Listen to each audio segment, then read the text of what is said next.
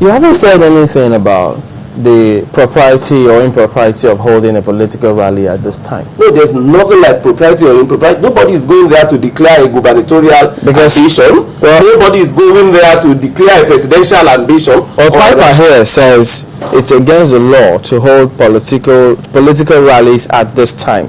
He says the police was just enforcing the law. No, that is mark of sheer ignorance. How can you say it is? It is only when it is campaign.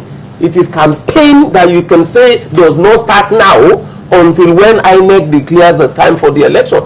That does not in any way affect your freedom of association and assembly. That they call them the Rivers Liberation whatever is what they call the association. It is not APC. It is not PDP.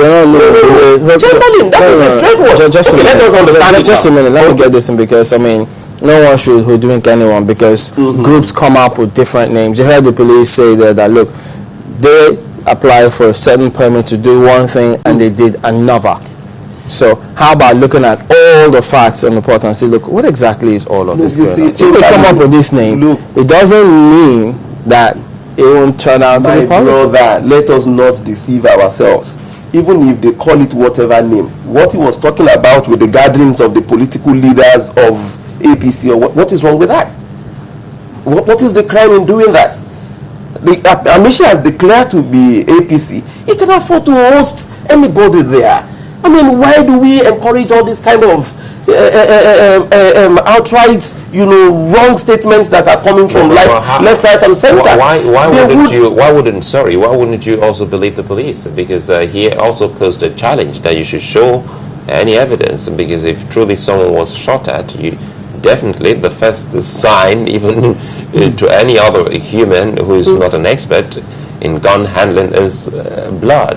No. And yes, Mr. Ombu did say that you should show him an evidence if you say live bullets were used. No, I never even said that. For me, I have not been even getting to the stage of either live bullet, rubber bullet. For me, the first thing that I would say is, even looking at Magnus Abbey on the bed, he still had his singlet or whatever on. Rubber bullet. No, I said they alleged that rubber bullets were used. I wasn't there.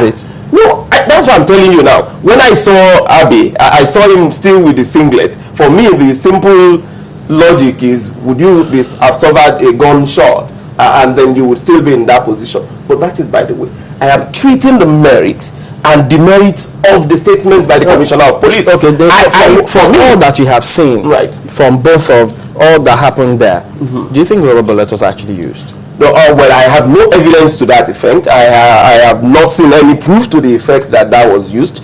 It's just on what you also read on the pages of papers, like myself, where we can't until we can see. And for me, I mean, it's said to have been flown to the UK within a space of 24 hours and the rest of that. Even the doctor said he'll be there for 48 hours.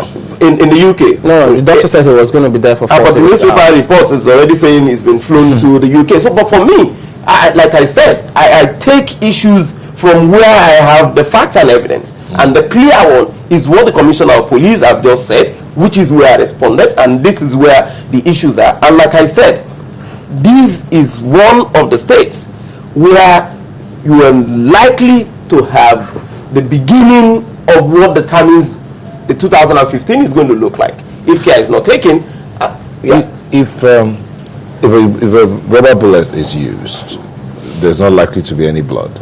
And if a tear gas canister is shot at you at close range, it's not likely to. You just have an impact, and the doctor said there was a swelling. But should the police have reacted the way they did? No, there should never have been, and that has continuously played itself out in Rivers State. The response of the police commissioner has automatically constituted himself into an authority with such a power to determine what happens and what does not happen in the state, and that is wrong.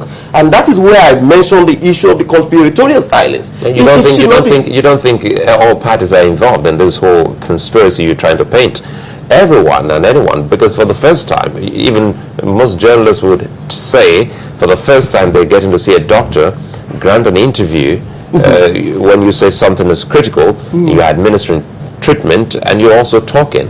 So you look at the police version, you look at the doctor, you look at those who were actually protesting, and you look at almost all players of this particular developments in Rivers State. Looks to some that they are all guilty and all working towards an unhealthy purpose.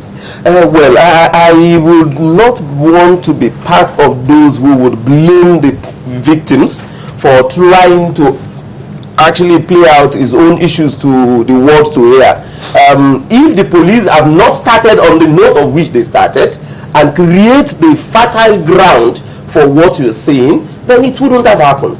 If they have not gone there to go and disperse such a peaceful, attempted peaceful gathering with that show of force, there wouldn't have been basis for what you're talking about. Let's talk about this other matter, because I mean, the River State is witnessing so much going on at this time.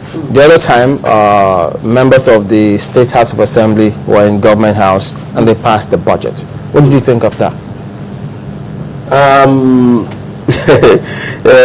It's still the whole challenge of this shenanigan that is happening in the system. I mean, if care is not taken, 2 states, for me, would lead to what would become a measure of irreversible, breach of peace and order, and also constitutional operation of Nigeria.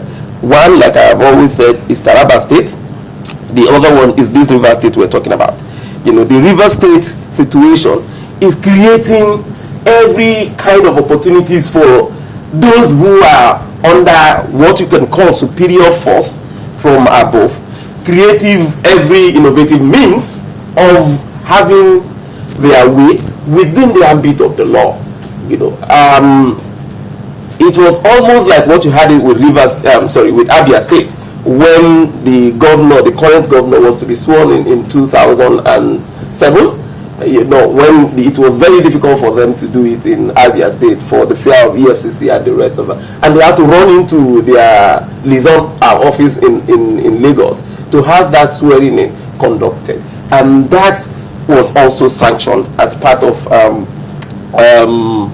acceptable means of conducting that, because it was not actually challenged in court by anybody to prove contrary to that. But for the fact that the House of Assembly is already under siege for either the police or the law that is there to actually prevent them from sitting in the House, and they need to find within the majority to sit and then pass the budget. Then until it is taken to court. Yeah, that is still part of the Government House. Was it appropriate for them to have done that in the Government House?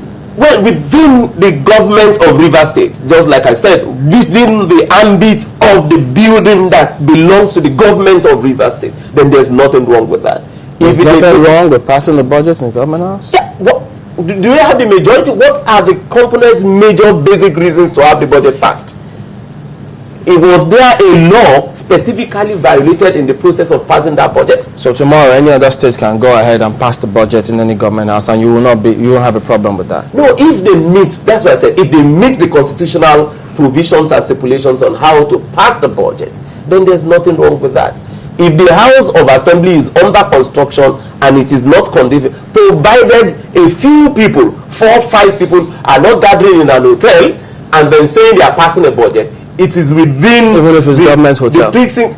No, that is that. Yeah, you have said an hotel. Yeah, you said it. No, you said within government the building. No, government building. What if they go contrary to their own extant rules? Sorry? They have their rules of operation. They have their rules of operation. According to them, they breached it by passing it immediately. They were supposed to discuss it for like 2 days. Did they tell you they've not been discussing?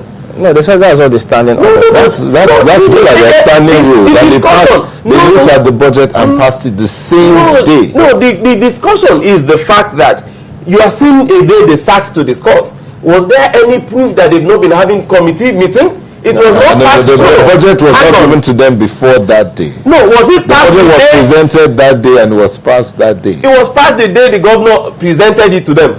Exactly. Yes. No, that was what happened. Yeah. No, I'm not having that information. You said it was done within the same day the governor presented it. Then we need to go and then people need to go and challenge it in court if that is the situation.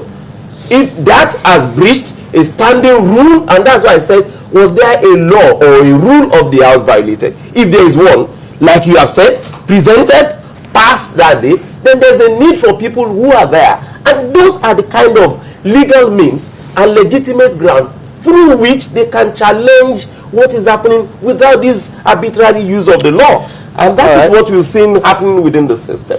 Thank you for coming on, Mr. Olanrewaju Suraj. We'll be back after this and get more perspectives on what's going on in Rivers State. Please join us again.